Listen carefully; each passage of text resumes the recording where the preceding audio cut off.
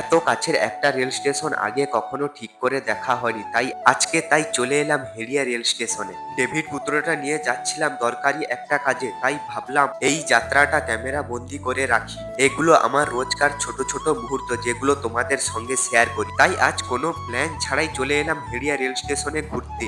এটা হেরিয়া rail station, এটা খুব বড় স্টেশন না, কিন্তু পরিষ্কার পরিচ্ছন্ন শান্ত একটা পরিবেশ আছে। এখানে দাঁড়িয়ে স্টেশনের অপেক্ষা করাটা আলাদা ফিল দেয়। আসলে আমরা তো কোনোদিন ঠিক করে ঘুরতে যাওয়ার সময় পাই না, কারণ বাড়িতে মাঠের কাজটা সবসময় লেগে থাকে। এবারে কাজটা একটু কম হয়েছে, প্রায় শেষ হয়ে গেছে, তাই আজকে চলে এলাম হঠাৎ করে হেরিয়া রেল স্টেশনে ঘুরতে। স্টেশনে ঘোরা কমপ্লিট করে যখন বাড়ির দিকে ফিরছিলাম, রাস্তা থেকে দেখতে পেলাম একটা ভীম মেলা বসেছে। তাই দাঁড়িয়ে একটু ভাবলাম মেলাটা একটু ঘুরে আসি। আর প্রথমেই গেটের মুখে পড়ে গেল এই যে ভীম ঠাকুর। ভীম ঠাকুরটা অনেকটাই বড়, আর ভীম ঠাকুরটা দেখার পরে এখন মেলার মধ্যে ঢুকে পড়েছি। মেলাটা ছোট হলেই অনেকটাই জমজমাট।